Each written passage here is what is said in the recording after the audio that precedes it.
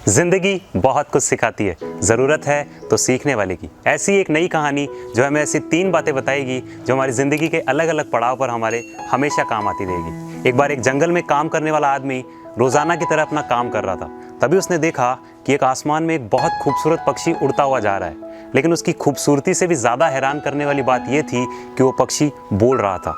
उस आदमी ने सोचा कि अगर वो उस पक्षी को पकड़ लेता है तो पूरे गांव में उसका नाम हो जाएगा कि उसके पास बोलने वाला पक्षी है।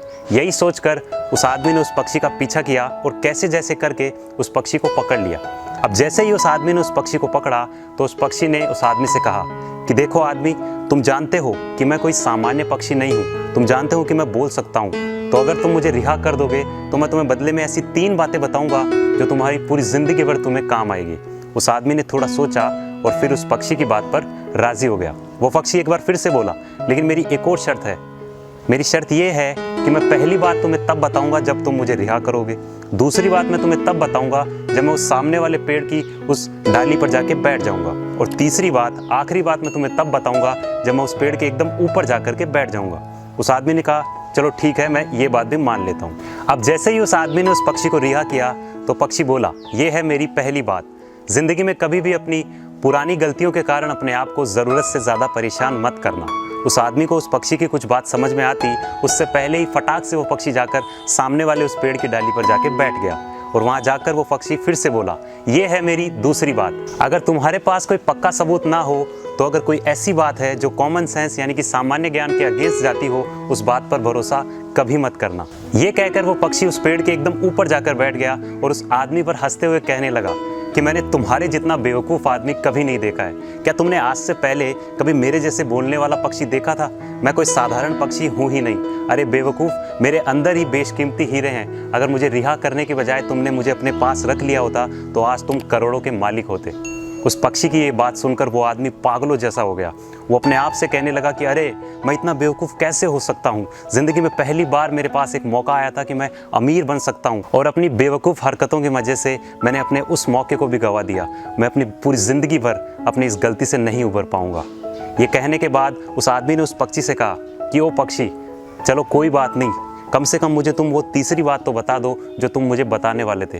हो सकता है तुम्हारी उस बात से मुझे अपनी आगे आने वाली ज़िंदगी में कुछ मदद मिल जाए। उस पक्षी ने उस आदमी से कहा कि अरे मैं तो सिर्फ तुम्हारा टेस्ट ले रहा था कि तुम्हें मेरी बातें याद है या नहीं, लेकिन हैरानी की बात है कि तुम्हें मेरी कोई भी बात याद नहीं है। मेरी पहली बात ये थी कि अपनी ज़िंदगी की पुरानी गलतियों के लिए अपने आप को ज़रूरत से ज़्यादा परेशान मत करना, और तुम मुझे रिहा करने की बात पर अपने आप को ज़रूरत से ज़्यादा परेशान कर रहे हो। और दूसरी बात मैंने तुम्हें ये बताई थी कि अगर कोई चीज़ कॉमन सेंस के अगेंस्ट जाती हो और तुम्हारे पास उसके बारे में पक्का सबूत ना हो तो उस पर भरोसा मत करना।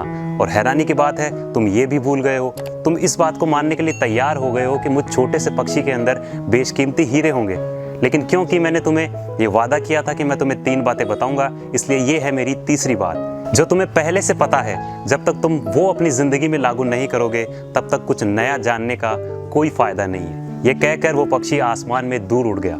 स्टोरीजिक रोहित आज आपसे सिर्फ इतना कहेगा कि हर इंसान गलतियां करता है, और अपनी गलतियों को छुपाना नहीं होता है, उन्हें जानकर उनको सुधार करना होता है। लेकिन साथ ही साथ इसके साथ साथ एक बात ये भी ध्यान में रखनी होती है कि अपनी पुरानी गलतियों के लिए अपने आप को ज़रूरत से ज़्यादा परेशान नहीं करना है। इस दुनिया में चारों तरफ ऐसे लोगों की कोई कमी नहीं है जो छोटा रास्ता अपनाना चाहते हैं सफल होने के लिए। उन लोगों की हमेशा यही कोशिश रहेगी कि वो आपको किसी ना किसी तरह से बेवकूफ़ बना सके और अपना फ़ायदा करवा सके। इसलिए ज़रूरत है कि आप अपनी समझ हमेशा अपने साथ में रखें। अगर किसी चीज़ या बात पर भरोसा करने में आपको दिक्कत महसूस होती है तो उसके बारे में ठीक से जानना बहुत ज़रूरी है। और तीसरी और सबसे इम्पॉर्टेंट बात यह है कि जो आपको पहले से पता है, पहले उस चीज़ को अपनी ज़िंदगी में लागू करिए, उसके बाद में कुछ नया जानने का फ़ायदा होगा।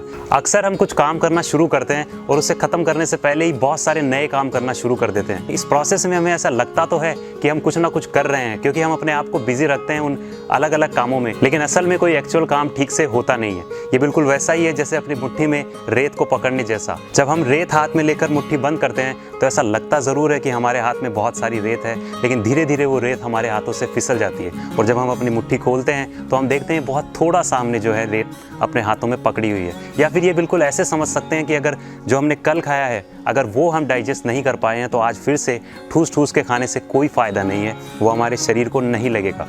इसलिए जो नॉलेज आपने पहले गेन कर रखा है, पहले उसे अपनी ज़िंदगी में लागू करिए, उसके बाद में कुछ नया जानने की कोशिश करिए। उम्मीद करता हूँ आपको आज की ये कहानी पसंद आई होगी। अगर आपको ये पसंद आई है तो इस वीडियो को लाइक करें, मेरे चैनल को सब्सक्राइब करिए और इस वीडियो को अपने दोस्तों के साथ शेयर कीजिए। मैं स्टोरीजिक रोहित बहुत जल्द मिलूंगा आपको एक नई कहानी के साथ स्टोरीजिक रोहित के यूट्यूब चैनल पर सुबह 9 बजे।